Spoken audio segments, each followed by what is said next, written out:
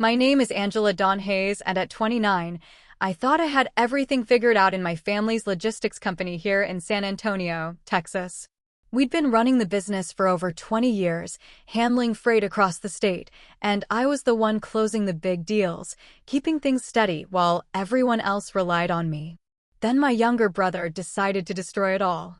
He went to our parents and told them I was completely useless, that I'd screwed up and lost every major contract we had.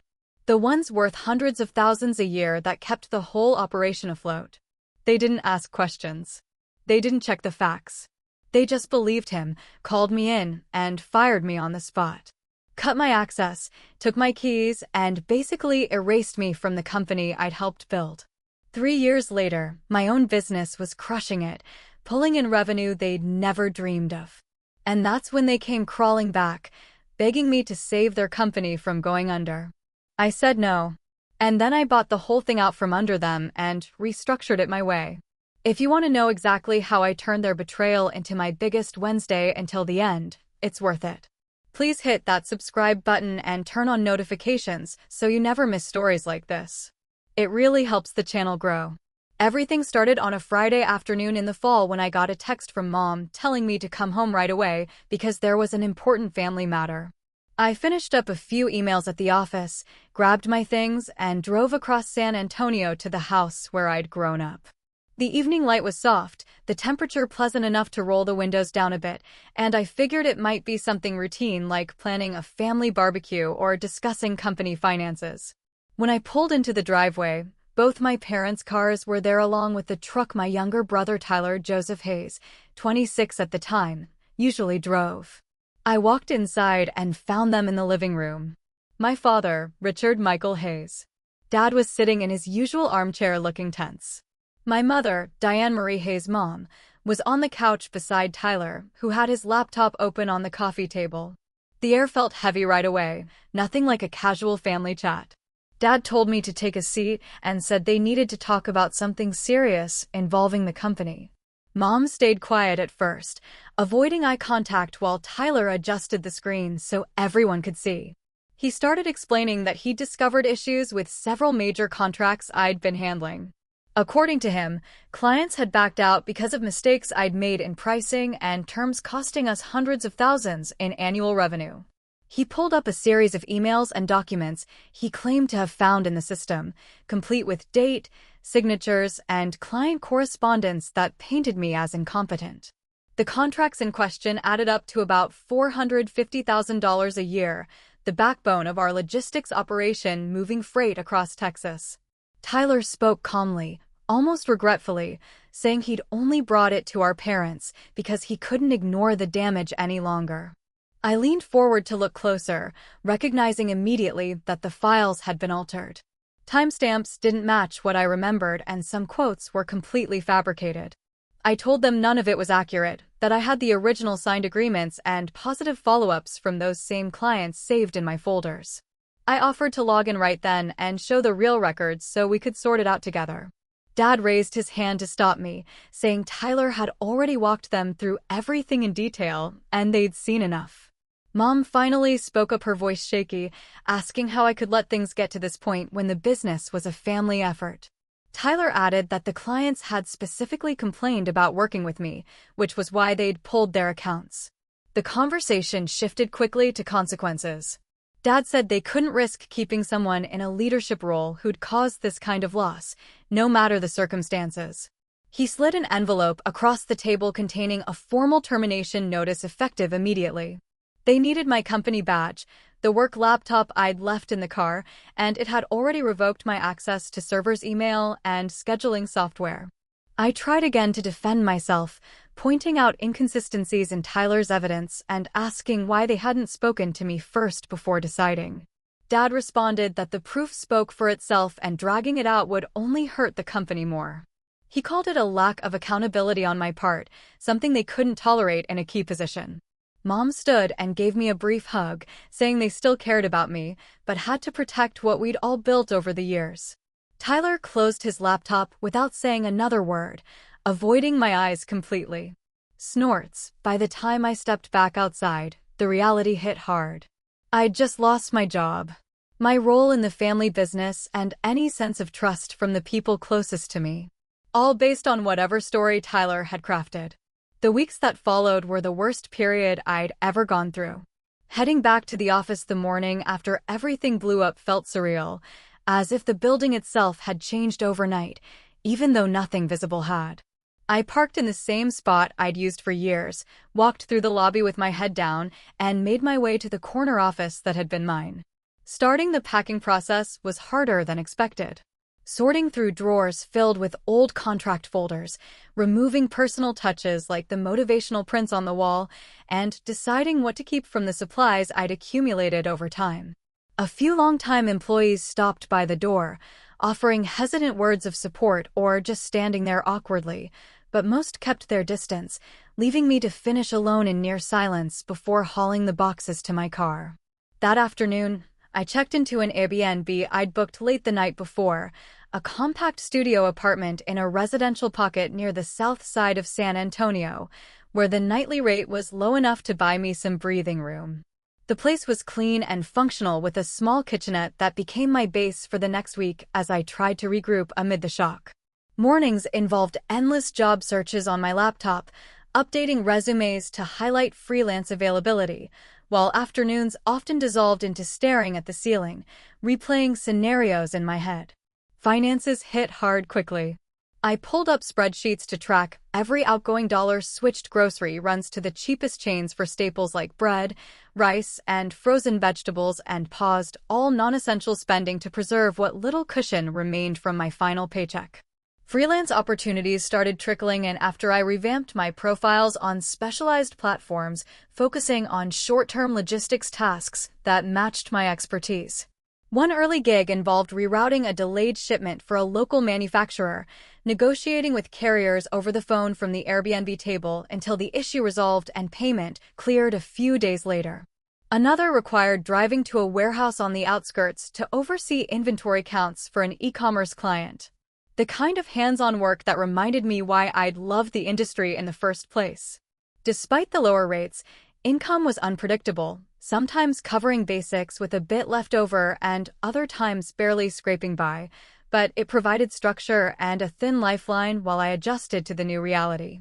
As the days turned into a routine, I shifted my focus toward deeper market analysis for Texas logistics, spending hours reviewing online resources about shifting freight patterns along key highways. I noted how rising fuel costs were pushing smaller shippers away from big national firms toward more flexible options and compiled lists of potential niches, like specialized handling for regional produce or time-sensitive medical supplies. Evenings often extended into late nights, cross-referencing competitor websites, calculating rough margins for independent operations, and jotting down supplier contacts I'd built over the years that might prove useful later. When the Airbnb stay wrapped up, I packed up again and moved into the spare bedroom at my friend's place in a quieter suburb where splitting costs made things sustainable longer term. Her understanding presence helped ease the isolation without forcing constant conversation, allowing me to maintain momentum on both freelance deadlines and personal planning. Budgeting tightened further, tracking receipts, meticulously opting for home-cooked meals over any takeout, and redirecting small earnings straight into a separate savings account earmarked for future steps. The combination of survival mode and forward thinking gradually shifted the overwhelming sense of loss into determined resolve as the business ideas on my screen began looking less like daydreams and more like a viable path ahead. About 6 months later, I drove up to Austin to attend a major logistics industry conference. The event was held at the convention center downtown, a large gathering with booths from carriers, software vendors, and shippers, all looking to network and share updates on Texas freight trends. I registered early that morning, picked up my badge, and wandered the exhibit hall, picking up brochures and chatting briefly with familiar faces who didn't know about my situation yet. The sessions covered everything from supply chain disruptions to new regulations on interstate hauling, and I took detailed notes on my phone, thinking about how the information could apply to the business plan I'd been refining steadily. During a mid-morning break, I grabbed a coffee from one of the vendors' stands and found a quiet table near the windows overlooking the city. That's when a former coworker of mine, Victoria Lynn Carter, spotted me and came over with a surprised smile, asking how I'd been since leaving the family company. We hadn't talked much after I left, but she had always been straightforward and easy to work with back when we collaborated on client accounts. We caught up for a bit over our drinks with her sharing updates about changes at the old place like new hires and shifts in routing software, while I kept my responses vague about freelance work. The conversation turned casual, and she mentioned hearing rumors about some internal drama, but not the details. Then, almost as an afterthought, she brought up an incident from a few years earlier that she'd never forgotten. Victoria explained that Tyler had once altered an internal report on a small contract to make it look like he'd secured the deal, single-handedly inflating his role while downplaying contributions from the team. The numbers didn't add up when she cross-checked, and she had quietly brought it to Dad and Mom's attention at the time, expecting them to address it. Instead, they brushed it off, saying it was a minor mistake, and they didn't want to discourage Tyler when he was still learning the business. She remembered feeling frustrated, but letting it go since it wasn't her place to push further. Hearing that story hit me in a way I hadn't expected, connecting dots from past inconsistencies I'd overlooked or excused as oversights. It became clear this wasn't an isolated event, but part of a longer pattern where Tyler's actions were protected, no matter the cost to fairness or accuracy. Victoria didn't know the full extent of what had happened to me, but her offhand recounting confirmed the favoritism had roots deeper than I'd realized, making the decision to cut ties feel even more justified. The rest of the conference passed productively with me attending panels on emerging tech for tracking and sustainability in freight, gathering contacts from potential partners who seemed open to working with independents. Driving back to San Antonio that evening, the highway stretching out under the setting sun, I felt a renewed sense of clarity. The revelation from Victoria solidified my resolve to build something on my own terms, free from the dynamics that had held me back for so long. That moment on the drive home from Austin marked the turning point where I decided to pour every ounce of energy into starting my own company. I began the process by applying for an SBA loan through a local bank in San Antonio, preparing a detailed business plan that outlined projected revenue streams, operating costs, and growth strategies based on the market gaps I'd identified. The application took weeks of back and forth with paperwork and meetings with loan officers who scrutinized every number, but eventually I secured approximately $180,000 in funding, which I combined with $20,000 from my personal savings to create the initial capital pool. With the funds in place, I focused on securing a physical space, choosing a small office suite in an industrial park on the west side of the city for about $1,200 a month, a place that came with basic utilities, and enough room for a few desks and storage. Setting up operations required handling everything myself at first, from registering the business as an LLC with the state of Texas to purchasing liability insurance and basic software for tracking shipments and invoicing clients. I spent long days and nights learning the administrative side, filing for permits, negotiating rates with trucking companies, and building a simple website that highlighted my experience and commitment to personalized service. The workload was relentless, with me often working until midnight on proposals or coordinating early morning pickups, but the independence fueled me through the exhaustion. Word spread gradually among former contacts in the industry, and several clients from the old family company started reaching out after experiencing declining service quality under new management. One mid-sized distributor who shipped produce statewide had grown frustrated with delayed deliveries and poor communication. So, they tested a small load with me. When it arrived on time and with detailed updates, they shifted more volume my way.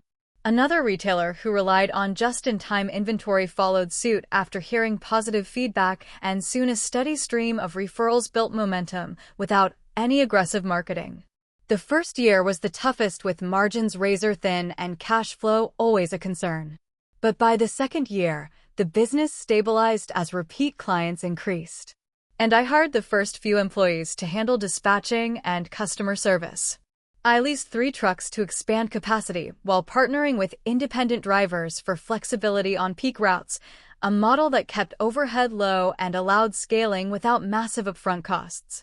Operations became smoother with dedicated staff handling day-to-day coordination, freeing me to focus on larger contracts and supplier relationships. After 3 years of consistent effort, the company had grown into something solid, generating around $1,800,000 in annual revenue. Employing 20 to 25 people and maintaining a small but reliable fleet of lease trucks supplemented by independent operators. The growth felt earned, built on reliability and attention to detail that clients had missed from the old operation. And it gave me a sense of accomplishment that nothing in the past could have matched. As the company settled into steady profitability, I met Nathan. It happened at a local networking event for logistics professionals held at a downtown hotel in San Antonio. The kind of gathering where people swapped business cards and talked shop over drinks. My husband, Nathan Robert Ellis, was there representing his firm's supply chain consulting side, and we ended up in the same conversation circle discussing challenges with cross-state regulations. He had an easy way of listening that stood out, asking thoughtful questions about my startup without pushing for details I wasn't ready to share.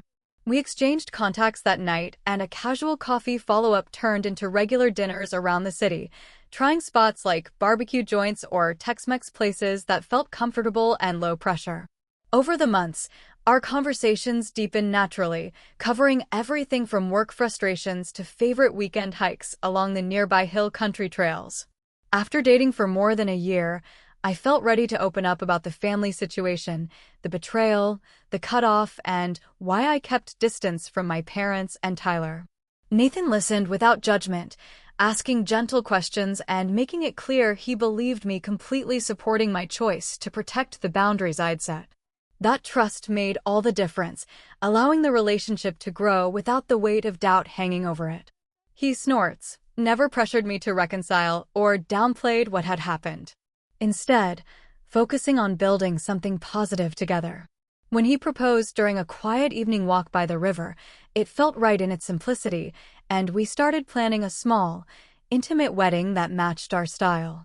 No big fuss, just close friends and meaningful moments. Introducing me to his family came soon after the engagement, starting with a casual Sunday lunch at their home in a suburban neighborhood outside the city. My father-in-law, Edward James Ellis, greeted me warmly at the door, shaking my hand firmly while sharing stories about Nathan's childhood. My mother-in-law, Margaret Rose Ellis, pulled me into a hug right away, making sure I felt at home as she served homemade brisket and sides.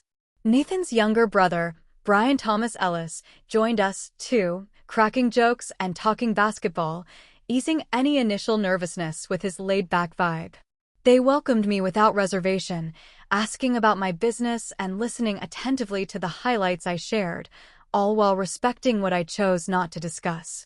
Holidays and gatherings became regular, with Edward offering quiet advice on company matters when I asked, Margaret checking in with thoughtful texts, and Brian inviting us to games or outings that built easy camaraderie. Their approach, supportive yet never overstepping, filled a void I hadn't fully acknowledged, providing the kind of unconditional acceptance that contrasted sharply with what I had lost. Planning the wedding together brought us closer, deciding on a garden venue with limited guests to keep things personal and stress-free. Nathan handled details like music and photography with enthusiasm, while I focused on elements that felt meaningful, like simple decorations and a menu reflecting local flavors. The process reinforced how well we complemented each other, turning what could have been overwhelming into shared excitement for the future ahead. About 2 months before the wedding, I got an unexpected call from Dad. The phone rang while I was at the office reviewing quarterly reports, and seeing his name on the screen caught me off guard after years of silence. He started with small talk about the weather in San Antonio, then quickly shifted to the reason for calling, saying things that the family company had gotten difficult, and he hoped we could talk. His voice sounded tired, older than I remembered, as he explained that the business was facing serious cash flow problems with mounting bank loans they struggled to service. He went on to describe how several large contracts had fallen through over the past year, clients citing unreliable delivery times and higher rates under Tyler's direction. The fleet had suffered too, with trucks breaking down more often because maintenance budgets were cut to cover shortfalls, leading to missed deadlines that drove even more accounts away. Dad admitted the situation felt dire, with creditors pressing and the possibility of default looming if they couldn't turn things around soon. Mom got on the line after a minute, her tone soft and pleading as she echoed what Dad had said, adding that they missed having my input on operations and thought I might be willing to offer advice, or even come back part-time to help stabilize things. She mentioned family sticking together in hard times, suggesting a temporary loan from my side could bridge the gap until new deals came in. Both of them emphasized how much the company meant to all of us, framing the request as a way to preserve what we'd built collectively. Later that evening, a text came from Tyler, the first direct contact in years. It was short, saying he knew he'd made mistakes managing day-to-day decisions, and the pressure of potential bankruptcy was overwhelming him. The apology felt surface-level, focused more on his stress than any acknowledgement of past actions, ending with a hope that I'd consider helping for everyone's sake. Listening to the voicemail Dad left afterward and reading Tyler's message patterns from long ago resurfaced clearly. Their outreach timed perfectly with my visible success and the upcoming wedding, lacking any prior effort to rebuild the relationship when I was struggling alone. It became obvious the motivation centered on needing rescue for the business rather than genuine remorse or desire to make amends for what they'd done. I responded to Dad with a brief call a few days later, keeping my tone neutral while stating I wasn't in a position to provide financial help or consulting. He pushed gently, asking if I'd at least meet to discuss options, but I held firm, explaining that too much time had passed and I had my own commitments now. Mom sent a follow-up email expressing disappointment and hoping I'd reconsider for the sake of family unity, but I left it unread for a while before archiving it. The requests continued sporadically. Another call suggesting a small investment, a message about how proud they were of my growth and how combining forces could benefit everyone. Each one reinforced the realization that this wasn't about repairing bonds, but leveraging my stability to fix their problems. I maintained distance, replying minimally when necessary, and focusing instead on wedding preparations with Nathan, letting the boundaries stand without further explanation. The wedding day arrived under the typical clear blue San Antonio sky, and everything went perfectly. Nathan and I exchanged vows in the garden venue we'd chosen, surrounded by close friends and his family, who made the afternoon feel warm and genuine. Edward walked me down the aisle when the moment came, a gesture that meant more than words. While Margaret and Brian sat in the front row, beaming throughout the ceremony, the reception stayed relaxed with good food, laughter, and dancing that didn't drag on too long, allowing us to enjoy every minute without exhaustion. Even on that day, my phone vibrated a few times with messages I glanced at briefly. Dad had sent a long text congratulating us and asking again if I'd thought more about helping with the company's struggles. Mom followed with a photo of them at home, adding how proud they were and hoping the new chapter in my life might open doors for reconciliation. Tyler chimed in separately, mentioning the ongoing pressure at work and suggesting a family meeting soon to clear the air. During our short honeymoon getaway to the Texas Hill Country, a couple more notes arrived, polite but persistent reminders of their situation and subtle hints that my success could make a difference if I chose to get involved. Reading them by the pool one afternoon, the pattern felt undeniable, and I discussed it openly with Nathan, who agreed, clear as throat. The timing spoke for itself. I drafted a single response to all three, keeping it direct and final, stating that I wished them well, but had no intention of involving myself in the business or re-establishing contact. About a year later, news reached me through industry channels that the family company had officially filed for bankruptcy after failing to meet loan obligations. The bank moved quickly to recover assets, scheduling an auction for equipment, vehicles, and remaining contracts to satisfy creditors. My own operation was in a strong position by then, with solid cash reserves and expansion plans underway. So, when the auction listings appeared, I had my team evaluate the lots carefully. We ended up acquiring the most valuable package at a reasonable price, a handful of well-maintained trucks, the lease transfer for their main warehouse, and an updated client list that still held potential relationships. The purchase integrated smoothly into our fleet and storage needs, providing immediate efficiency gains without overextending resources. Tyler lost his management role entirely and struggled to land similar positions in the local logistics scene, eventually shifting to unrelated work outside the industry. Dad and Mom stepped away from business altogether, relying on retirement savings and downsizing their lifestyle to make ends meet. I blocked their numbers and removed any remaining digital ties, ensuring no further messages could interrupt the life Nathan and I were building. Focusing on our home occasional trips with his family and growing the company brought a peace I'd earned through everything that came before. Looking back, the biggest lesson is that real family shows up when times are hard, not just when they need something. Trust once broken, that deeply doesn't have to be rebuilt if it costs your well-being. Living well and surrounding yourself with people who truly support you, that's the best way forward. Thank you so much for sticking with this story until the end. If any part resonated with you or you've been through something similar, I'd love to hear your thoughts in the comments. Share what stood out or how you handled family drama in your own life. It helps everyone reading feel less alone.